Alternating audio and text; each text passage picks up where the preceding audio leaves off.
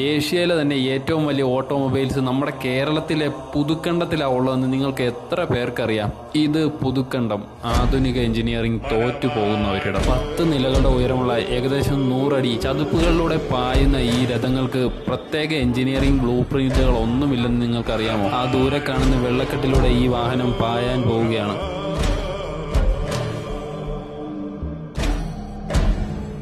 ഈ ആകാശരൂപിയുടെ മുമ്പിൽ എറുമ്പിനെ പോലെ നിൽക്കുന്ന ഈ പാവം എനിക്ക് മനസ്സിൽ തോന്നിയത് ഭയവും അതേസമയം തന്നെ ജീവിതത്തിൽ ഇതേവരെ കിട്ടാത്ത ഒരു അനുഭവമായിരുന്നു. ഇത് നമ്മുടെ വലിയൊരു എഞ്ചിനീയറിംഗ് വിസ്മയമാണ്. ഇത്രയും വലിയ നിർമ്മിതി നിർമ്മിക്കാൻ വലിയ ബ്ലൂ പ്രിന്റുകളോ അല്ലെങ്കിൽ സ്കെയില് പോലുള്ള ഉപകരണങ്ങളോ പോലും ഉപയോഗിക്കാറില്ല. എല്ലാം കൈക്കണക്ക് മാത്രമാണ്. വിശ്വകർമ്മ കമ്മ്യൂണിറ്റിയിലുള്ളവരാണ് ഇതിന്റെ പ്രധാന ആശാരിമാർ. കോറായിട്ടുള്ള വർക്കുകളൊക്കെ ആശാരിമാരാണ് ചെയ്യുന്നതെങ്കിലും പ്രധാനപ്പെട്ട മറ്റു ജോലികൾ ചെയ്യുന്നത് ജാതിമത ഭേദമന്യേ പുതുക്കണ്ടത്തിലെ സാധാരണ ജനങ്ങളാണ്. നമ്മുടെ കേരളത്തിന്റെ വാസ്തുവിദ്യയുടെയും കരകൗശലത്തിന്റെയും ഉത്തമ ഉദാഹരണമാണിത്.